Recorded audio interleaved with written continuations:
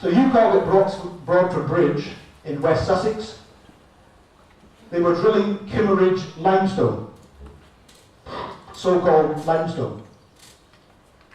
Now the Kimmeridge clay formation is well known throughout the south of England and indeed the North Sea as a source rock for oil and gas.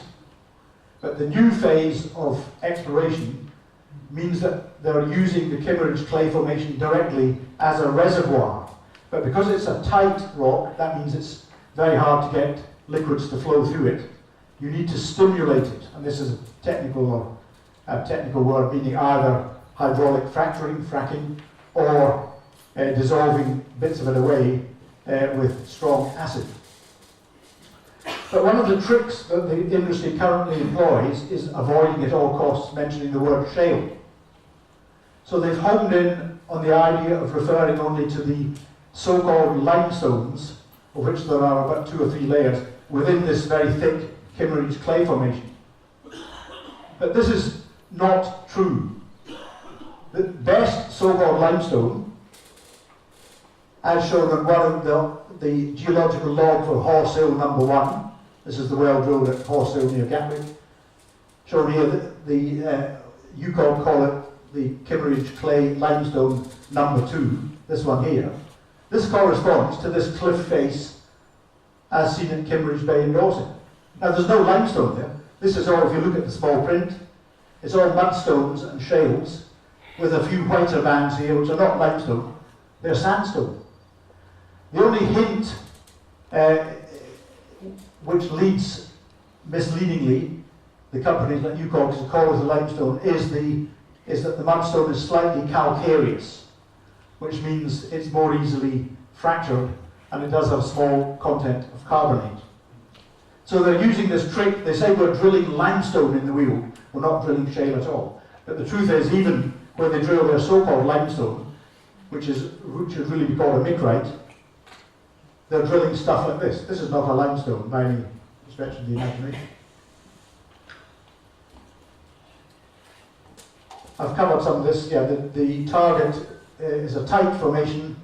We can trace it all the way from Kimmeridge Bay through to the Weald, and it doesn't change. Those layers and their thicknesses are all very much the same. These micrites are up to 30 metres thick, and the BGS has mapped them and can identify them. They mark them as green lines here, and they call them micrite, these layers.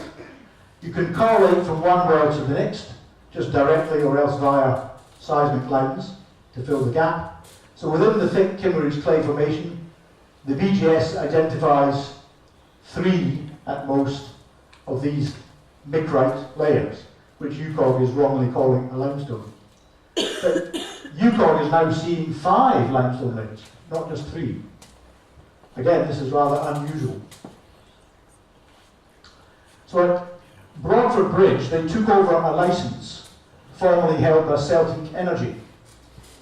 Celtic had planning permission from West Sussex County Council to drill a structure here. This is a sandstone structure, and you can map it with contours. This is down at 2 or 3 kilometres depth below the surface, just like the contours of the hillsides of on an ordnance survey map.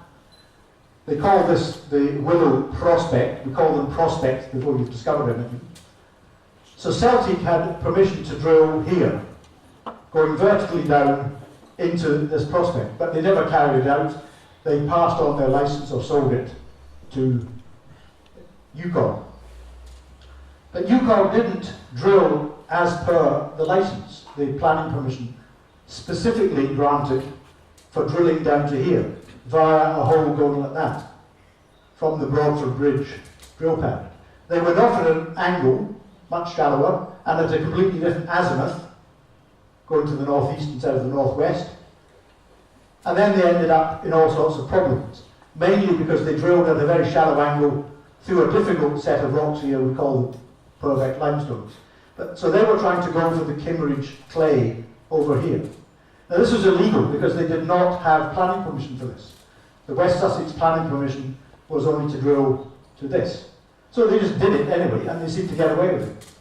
Furthermore, I understand that they have acidized the well to try and get flow moving, and this acidization was not an approved thing to do.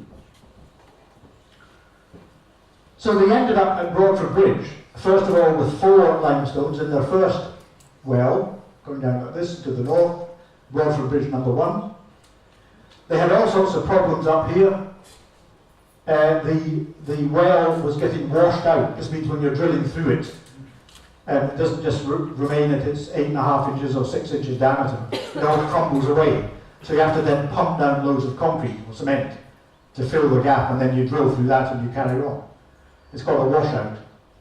So they did that because they're technically incompetent and they shouldn't have been drilling through the Purbeck limestones.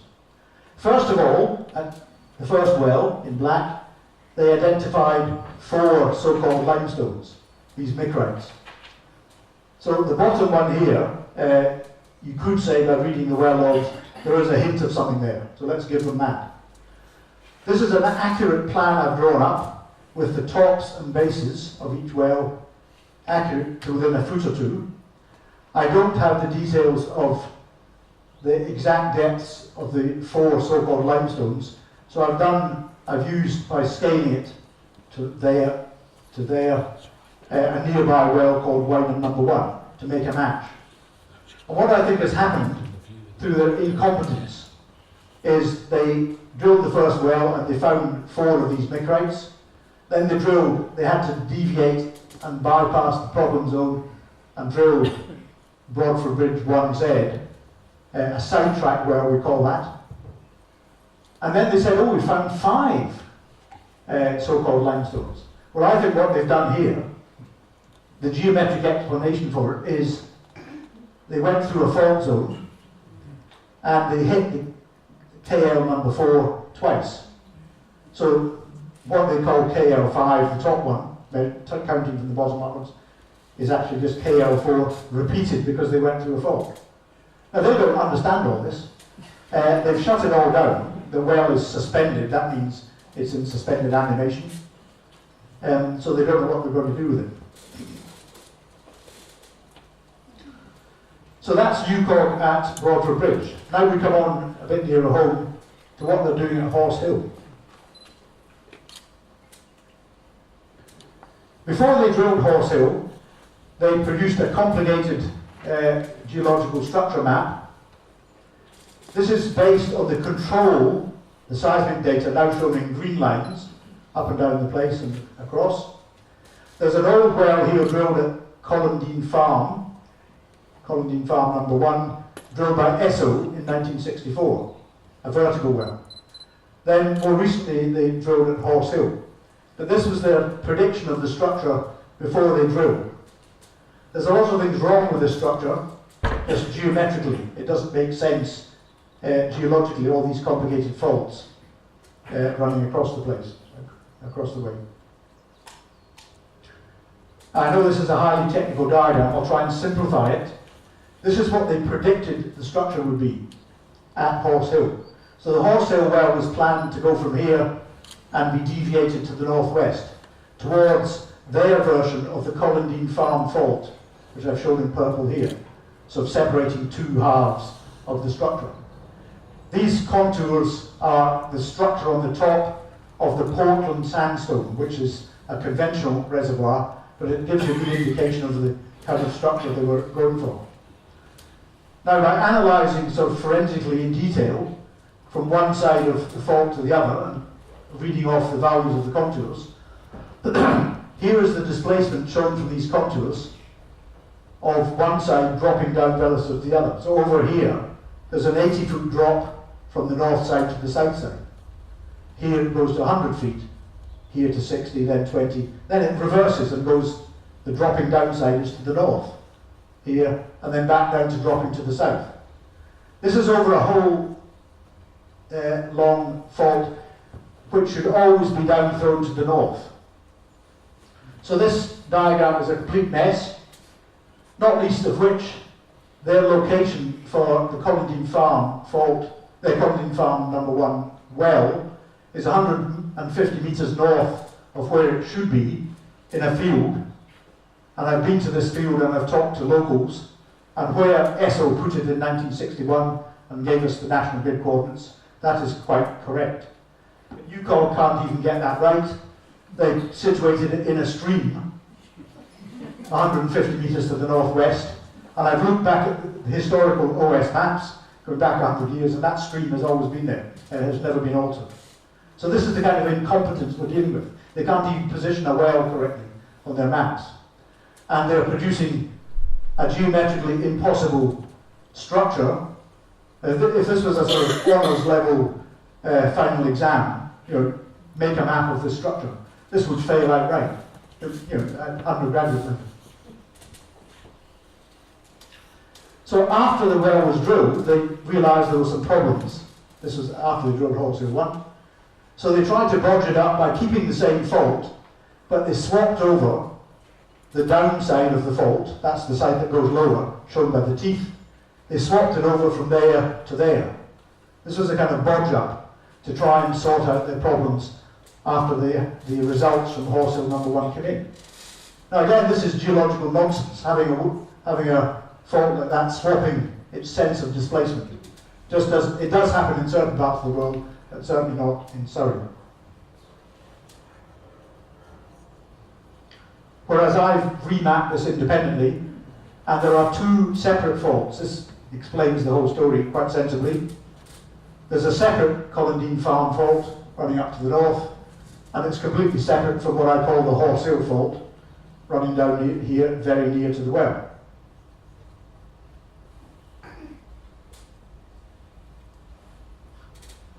So my geological interpretation of this, using a fancy exploration computer program that costs about 12,000 quid, by the way,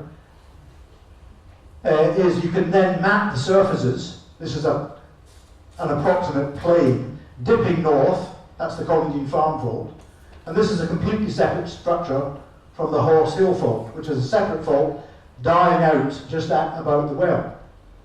And then we'll come on to this later, the fault triggering all the earthquakes, which are shown by the red dots. So my prediction, which I made 2 years ago in a blog article, was that UKOG had drilled into a fault zone. And here's a sort of textbook diagram of what they've done. We're looking west now, and the Horse Hill fault, sloping or dipping slightly to the north, on either side of it has a 50 or 100 metre wide damage zone. This is where the rock is all crushed up next to where the fault has actually moved. And I predicted 2 years ago, I said, I didn't know at the time, I said, I bet you they drilled very near the Horse Hill fault, and that accounts for the high oil flow that they got, the so-called Gatwick Gusher discovery. Now, UKOG have since admitted they've drilled into the fault zone, so they're coming some way towards what I predicted correctly 2 years ago. I said that the very high oil flow of the so-called gusher was because they had drilled into the fault zone, but this would be of short duration. Now, the recent flow tests of this well, starting last autumn, start up quite high, nearly 800 barrels a day, which is not bad, down to 0, but the flow tests are dying off. This is not a sign of a long-lived new discovery, an orthodox oil field. This is typical of something in a fault zone where a lot of oil will come out very quickly because of all the fracturing, but it's not a long-term discovery, and it's certainly not something that you can extrapolate from this very unusual configuration here to the whole of the wheel, like UKOG and Angus Energy are implying that we've got this great North Sea waiting to be exploited.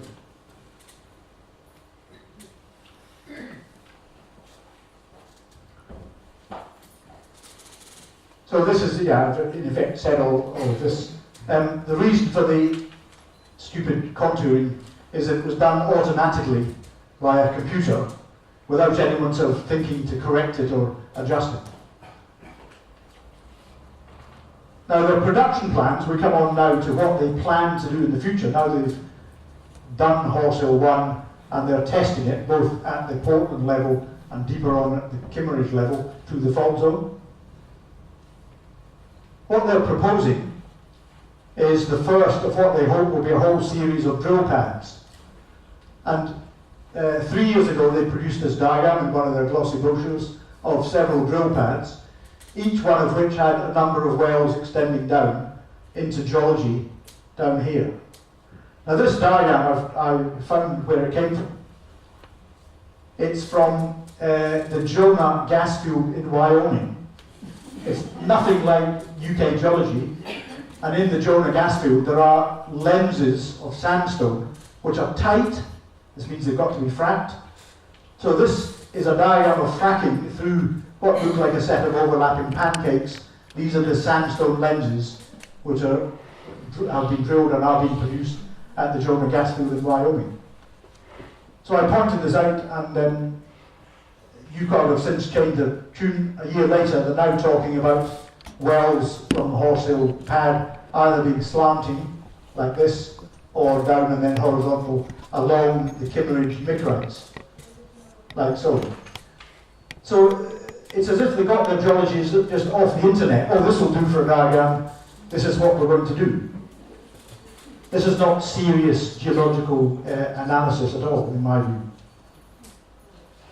And their latest application, we come on to the nitty-gritty now, what they have applied to Surrey County Council for permission to do going into production is, first of all, going from their existing wholesale number 1 well, which they now admitted went into the fault zone. Notice here there's a fault on the side of this block diagram here, and there's one here. There's no fault shown there. So if we look at that diagram from on top, what they're now saying is they have, in effect, a separate fault up here from what I call the wholesale fault down here.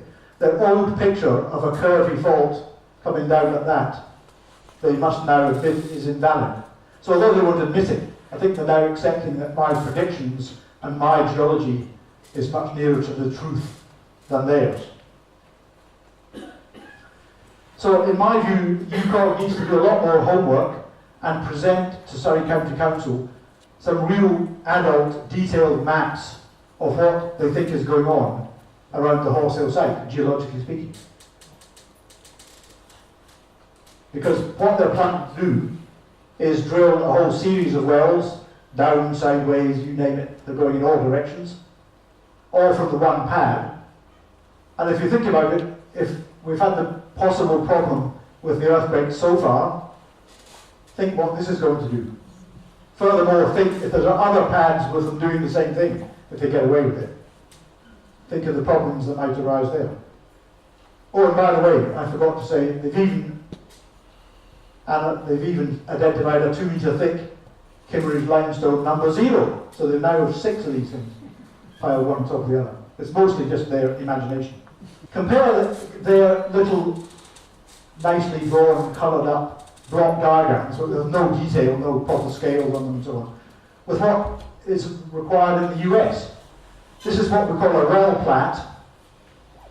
For every well drilled in the US, they have to provide an exact plan of where they're going to go, starting here, down and curving, and then along in this direction. It's all measured to within the nearest foot, and by a surveyor. This is before they're allowed to drill anything.